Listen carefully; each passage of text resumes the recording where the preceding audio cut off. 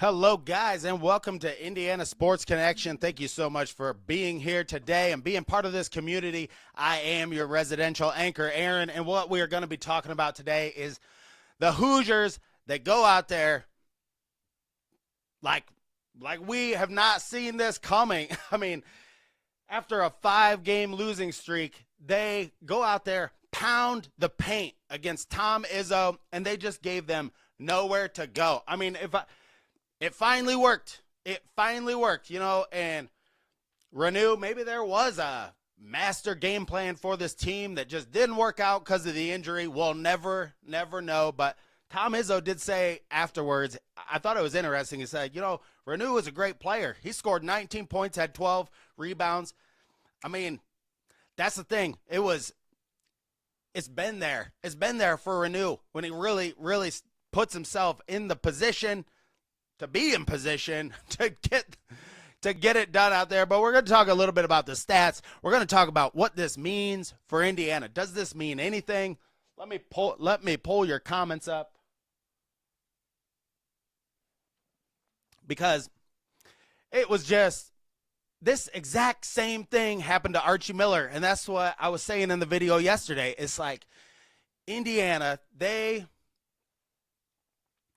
go on this long losing streak where, for the better part, really, since the Louisville game, there's just been no faith in this group whatsoever. So to go to the hardest place to play in the Big Ten, in my opinion, that place is harder to play in when it's rocking like that than Mackey Arena is sometimes. Although, they're close, but to go up there, Michigan State did not look like the team that I really thought they were. This year I've watched a lot of Michigan, Purdue, and also Ole Miss. And at the end of this, also, we're going to talk about some beef that I have with Assembly Call. We're going to play some of the clips from there, because don't let these flunkies tell you what to do. I'll tell you, journalism, I don't really know what that degree means anymore. To me, if you went to school for journalism and you can't get into law school, it's pretty much like a worthless degree. It doesn't really teach you about anything. But we're going to talk about journalism, what it means, and how are they trying to control a lot of this stuff from the inside out. But first, hit that subscribe button down below. This is Indiana Sports Connection across the country and across the globe. Hit that thumbs up button. That gets the video out to more Hoosier fans across the nation. And we finally got a big victory. And look, we can win as many games and root for the team now. We can do that as much as we want. I have another video coming out later today about Brian Evans and everything that happened with Brian on JMV The Ride. He had a lot of interesting things to say about Mike Woodson and the situation. So check out that video. It'll be coming out later today. And thank you for everybody for watching the sweater chats. That's a new segment I'm doing just to get stuff off of my chest. But I am no journalist. I am just a regular dude who loves Indiana basketball, and I've loved it my whole life. When I was a kid, I loved it from afar, and now finally, I'm getting some opportunities here to do some real work, and I am not a journalist. I am an entertainer and a comedian, so thank you for being here and being part of Indiana Sports Connection. At 2,600 subscribers, I will have another giveaway from Rally House, so check that out. Right now, I have a stockpile of some of the Signetti shirts. So if you want one of those, the ones with the Marlboro symbol on it and the Signetti right down across the bottom. So do all that good stuff. And now let's get into talking about the Indiana Hoosiers, because we got a lot of stuff to talk about here. And my main beef with Assembly Call was really with some of the things that Ryan Phillips said, and no backup for it at all. So we're going to look at the stats of Indiana. Malik Renew played lights out. Michigan State tried to really slow the game down. And look, we got to give a lot of credit to Mike Woodson. Mike Woodson, he gets it done. You got to give somebody credit where credit is due. And to go up there and win a game like that, especially with Bob Knight's record on the line. I hope that was just part of the speech, part of the game plan. That's what I was thinking yesterday, and it was just great to see because they kept showing Peacock and NBC and all these phony TV channels. They're just trying to make like this real grand presentation, and then it's like, oh wow, well Indiana, they may win this game. As a matter of fact, they may. So it was really great to watch Indiana get it done, and that because it was like Steve Mariucci, some of Izzo's friends, and Izzo I just watched his press conference. He was really down in the dumps afterwards, which he should be. I mean, his team did not play very well. I mean, I want to give Indiana credit because they pounded the ball down low, but Izzo's team, they did not get out in transition. Indiana did a great job of rebounding and controlling the paint and not allowing Michigan State to get out and run. And then the foul trouble for Michigan State was a huge part of it because you could tell they really couldn't dedicate and double team down on the down low plays because of the foul trouble they got into. And then Michigan State, they got some lineups in there because they got in foul trouble that normally don't play together. And you could just see like our game plan, finally the game plan of playing two bigs pays off for Mike Woodson. And all through, I think the last 10 minutes of the game or so, I don't think Indiana really tried to take an outside shot because they just didn't. I mean, Indiana they were just pounding the ball. Hello, Ryan Fulton. Thank you for being here. So yeah, it was really something to see because it was unpredictable as crap. Let's look at a few of the stats here. And the end of the game, I mean, I was just rewatching it because I'll tell you the truth. I am about 12 cups of coffee deep right now because it was a late night last night, and then my daughter was up early this morning. So, God, I got to bed at like 2, and I was up at like 5. So, about 12 cups of coffee in so far today. But let me have a little bit of that juice there. So,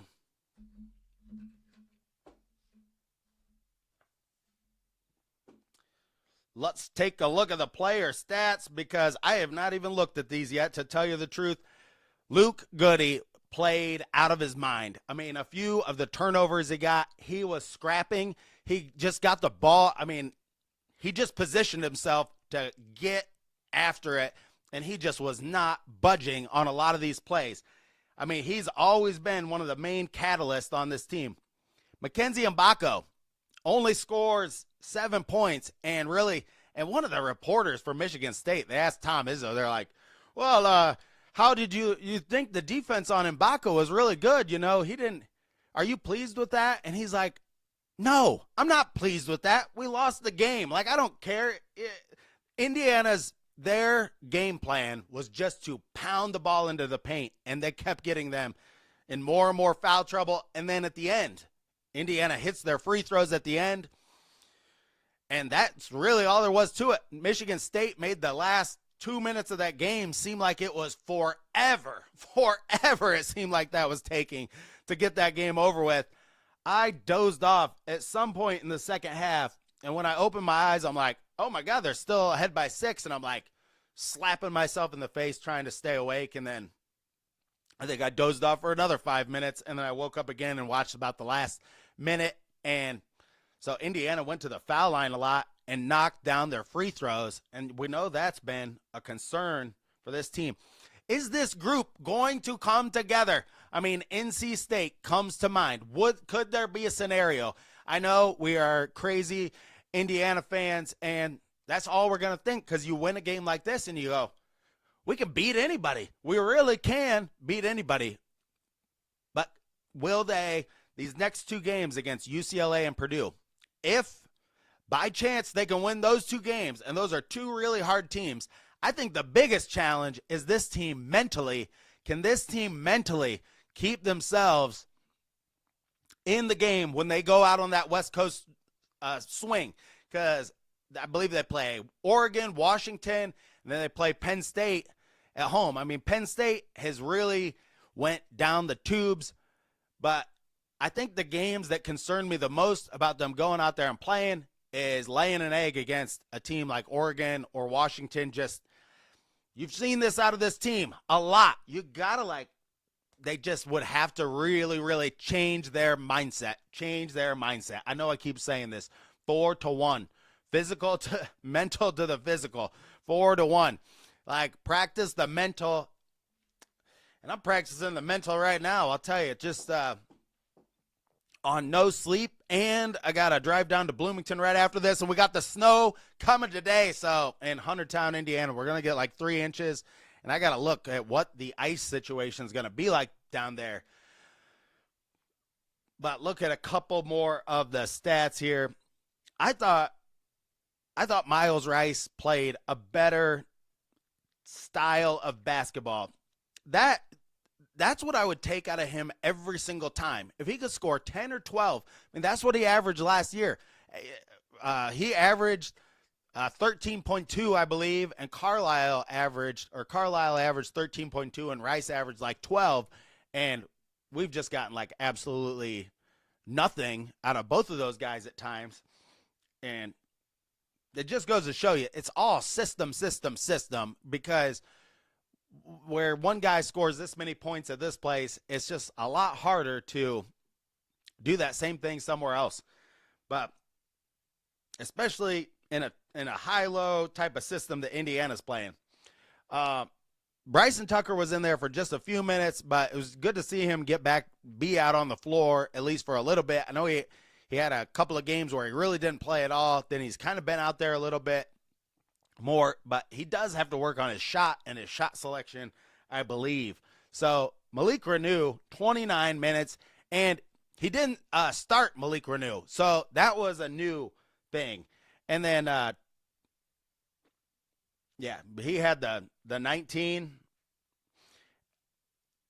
points, 12 rebounds, and then Ballo, 10 rebounds, 14 points. Those two guys together. And then, Rice had the 10. Galloway comes in with 6 points. I mean, you like to see a little bit more out of Galloway, but, one of the plays he had was really critical when he, drove right down to the lane, got in there, and used his body. That's where Galloway's secret to success is being a physical guard. For some reason, and it could be because of the injury that he had or was something, because he has not performed in the way he has in past years. And I don't know if that's being timid. I mean, I know I've broke my ankle and had pins and everything in it. It's more of a mental thing when you get an injury like that. When you feel like you can, put all your go into it, especially when somebody's putting weight against you and you really got to drive into them. Is that playing into Galloway's season? I mean, now look, they win a game and you're making all these excuses for them. When they lose a game, all of the Hoosier fans and the Hoosier faithful are just pissed off at all get out. But I was watching after the game, watching assembly call, and so there was a comment that Ryan Phillips said on there about Chris Beard, and I'm just going to play the clip right here, and then we're going to talk about it, because what is going on, what goes on with these journalists? I know he's a journalist, even though his X page is called Rants and Rumors, but he says he's a journalist, and, I don't care if you're going on assembly call or you're here. I mean, I guess if you're a journalist, you're always a journalist. I'm not a journalist. I'm a comedian. So, I'm just going to be, this whole show is just about me being straight up genuine about the things that I think about what is said and things like that behind the scenes. And it's just, it is what it is at this point. So, let's roll that clip here. Hillbilly Monkey, what do you say? Not the people. I don't call. I think that some of the guys you missed potentially on last year could be available this time still. But what I'll say too is any of the suggestions that a former Indiana guy should get the job because they get Indiana or they know IU or any of that crap people have said since I was in college need to be flushed down the toilet. Okay. I have said Like repeatedly the people since themselves that are saying that, or the words? the words, not the Okay. people. I don't clog your toilets. It's a bad. But Yeah. I like, but it's this thing that like Indiana has this unique thing that only somebody who went there or somebody who like grew up there can understand. It's like, that's not true. Every program That's feels true. they have a unique culture and this great, story to history and all that. It's a good coach will come in and create his own version of that. The best coaches do that themselves. They don't try and do what you've done in the past or make it work like it. They bring in and they have the balls to set their own thing up and run it that way. Kurt Signetti is a perfect example. Kurt Signetti. All right. So, I mean, that clip, while the thing he said at the very end, I actually do agree with. And I really want to preface this by saying, of all the dudes on that show, this is the dude I really watched that show for, him and Jared Morris. A lot of the other takes can be just kind of like blathering on and on and on. So, I mean, I've always appreciated his rants. I've always appreciated the things that he says on there, and he seems to be like more upfront. But here's the thing. Here's the deal, like, about Indiana basketball. I mean, I lived in New Jersey for quite a while, for about 8-9 years, and it's like they did not understand what Indiana in basketball at all. They were really keyed into football. I mean, my ex-girlfriend, God bless her, like her family, they were just they were more keyed into football. And I would say things like, yeah, Indiana, like our high school, we would turn on all the TVs during the tournament at 12 noon, and we'd watch the tournament like the whole afternoon. It'd be like, where I went and watched Luke Recker play as a kid, like the gym was filled to the gills. Because I remember I went to some basketball games in New Jersey, some high school games, and I'm like, so kids from Indiana that do, and I know the community, that's what I hate the most, is that our high school communities have like died. People don't go to the games as much. People don't, support the local high schools as much. I know I have a niece right now that's, getting into high school basketball and doing really well. And I was at some of those games. I mean, and way back, I mean, my cousin Jody played for Northrop High School, and there were a lot more people there than there were at like the sectionals this last like couple weeks in the women's basketball even. It's just changed. But a lot of people do still understand it is different at Indiana. And it's not just the culture. We won 5 national championships. So we have something. We have something where this has grown from the farmlands and stuff. And, my grandpa was a farmer. So it's like, that's where our game grew, from these small towns and this love of basketball. You think about it, when you live a lot of these farms that are all spread out, basketball is the one game that you can play by yourself. I mean, it's kind of hard you cannot really practice football unless you got a few guys there at least. But if you're just like a small farm family, you got like 5 kids, you can play like 2-on-2 in the barn and play barn ball. And that's what Indiana basketball is all about. To think that the coach doesn't have to be from Indiana. The coach doesn't have to like be innately like tied to Indiana, but the coach definitely has to understand some of these things where we take it a lot more seriously. And, talking to like Stephen Bardo and guys like that, he's like, when you go to an Indiana basketball game, you just sit there and you hear things being yelled out that you do not hear anywhere else. That is a fact. I mean, like, people just appreciate the game in a different way. Now I'm rambling on and on about that. I'm going to get a sip of my coffee here, and we'll play the next clip of what they said there on Assembly Call, and then I will respond to that. And then at the very end of this, stick around, because I just have a message for everybody at the end of this, about judgment and everything like that, because I see it already happening with our coaching search, how we are judging people from too far away. I'm trying to find out everything I can about Chris Beard. I maybe know 20% about the guy. I've been watching speeches about him, and I'll give you my take on him at the very end, like just because every day I'm finding more and more stuff, but I don't know what somebody's uncovering that's like, this is so bad. But let's take a look at this next clip and then we'll talk about it. Stop looking in the past to find solutions for the future. He should get his chance. He should have had his chance the whole time. It's like, stop looking backwards. Stop looking in the past to find solutions for the future. Look forward and find somebody who's going to build their own thing and make it special. The way somebody else came who had no connection to Indiana and built something from scratch and made it special. You need to do that again instead of trying to recreate something that's been gone for 25 years. So that's where I'm at with this coaching search.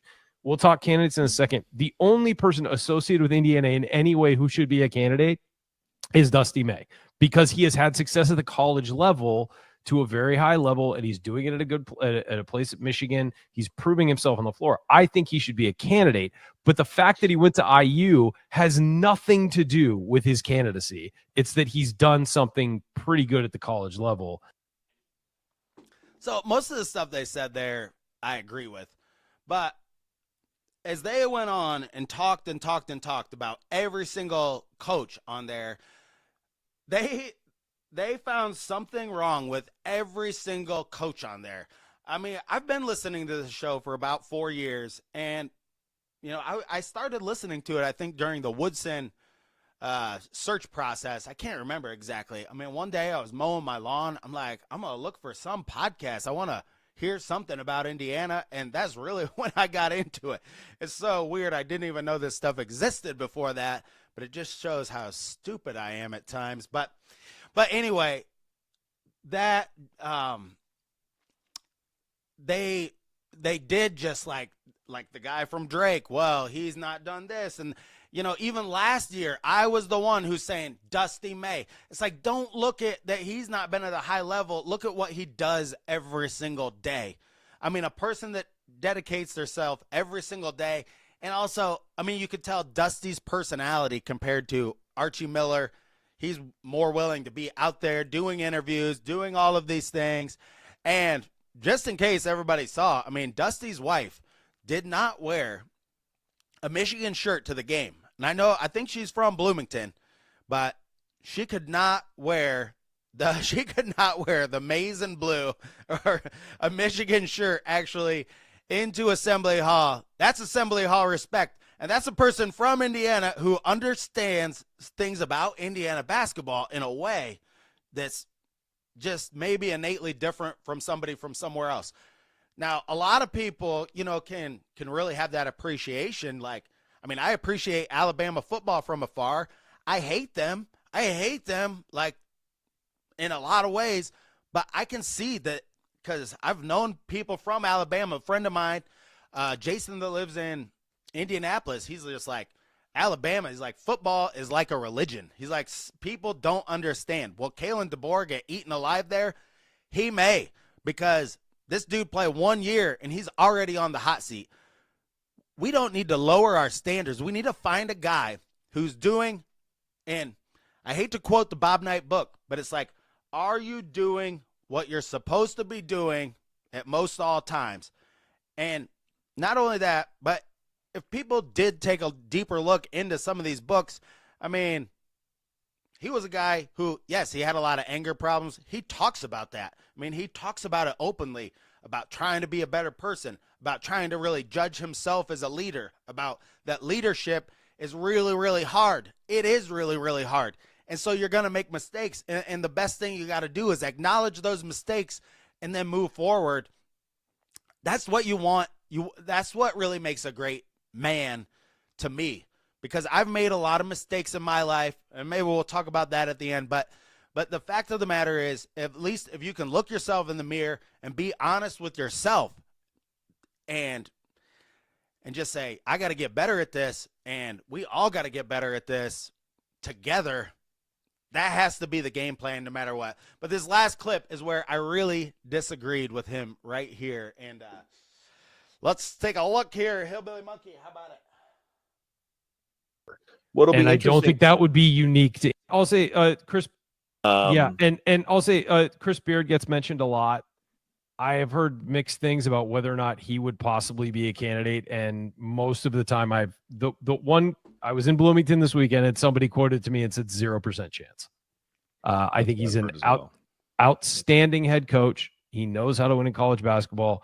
Several big programs have peered under the hood at him and not made the offer. And I don't think that would be unique to Indiana. What would be? I think there are several big programs that would not extend him an offer because of personal stuff. What'll be interesting to me, and Ryan, you hit the because I just brought up Villanova and Carolina. So let's say we get into it's May 1st and we're talking, and we see if Chris Beard's still sitting at Ole Miss. That'll be a good tell for us, because you would think that if someone was going to, not saying anybody's going to gamble. Yeah, this just like blew my mind that he said this, because, dude, you are a journalist. And then I could see that his eyes got really, really big, because that's just how I was like, it was super late at night and I was super tired. And actually people on there were telling me that I was drunk, and actually I am an alcoholic and I do not drink at all. So, I mean, I got a little offended by that. But, dude, you're a journalist and you want to float this out there like this is some fact, but you can't back it up anyway. I mean, I'm sorry. I have no respect for that at all. You can quote somebody. At least if you're going to talk to somebody, say, hey, can I quote you on that? Or do you want me to like not ever say this again? Because that's what I would say to anybody. It's like, here's what happens in these journalism circles. And this is just my speculation. This is just what I see from the inside out that happens at all of these types of institutions. And I have one more clip that's going to be a little bit more revealing, because, look, I don't know this dude at all. So I'm like, does he have a point? I want to find out, like, who was he talking to? Because I know Jeff Rabjohns has already written things about Chris Beard. And I believe these journalists, they get together. They all have a like-minded view of, they all hated Bob Knight because of who he was and all this stuff. And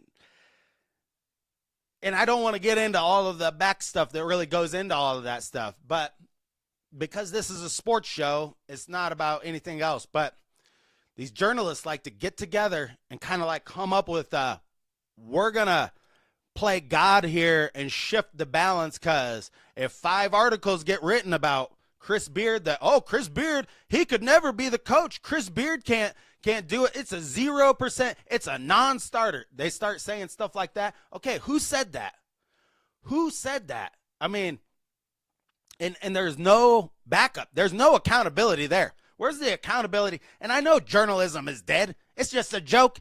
He's probably just a dude. Nobody goes to school for journalism unless they want to be broke their whole life.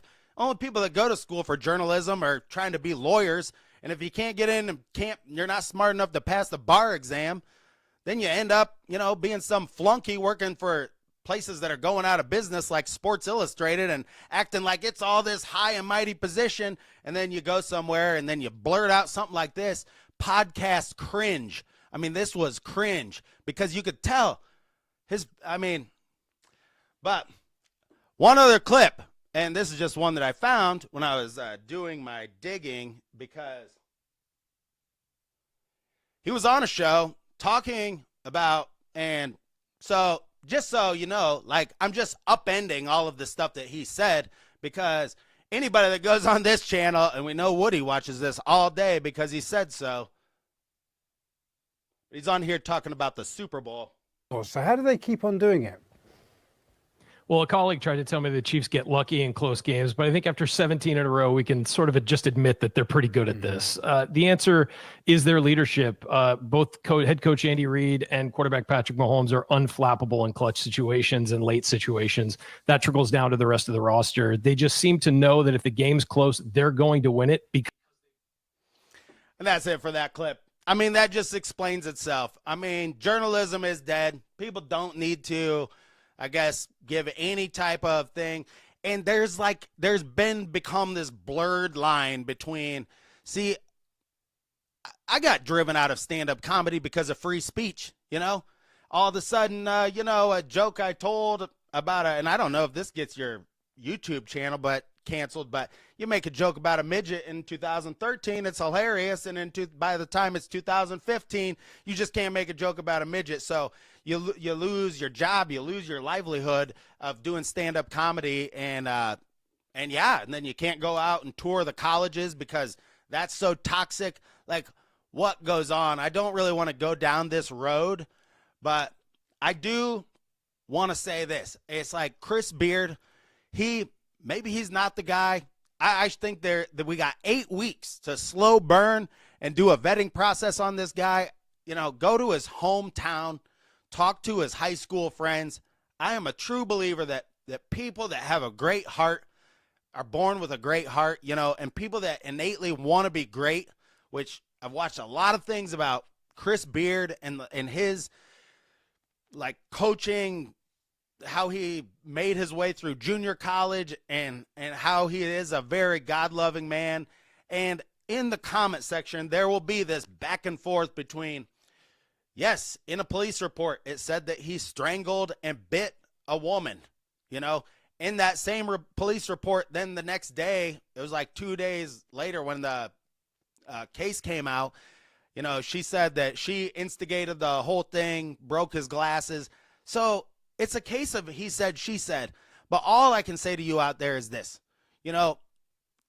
in your life, if you're going to boil every single person you meet, whether you own a business, whatever you're doing, but if you're going to boil everything in your life down to the 5 worst things, every person that you boil them down to the 5 worst things that they've done, you're not going to know anybody. Like, I don't know anybody has like 5 things that they're not proud of.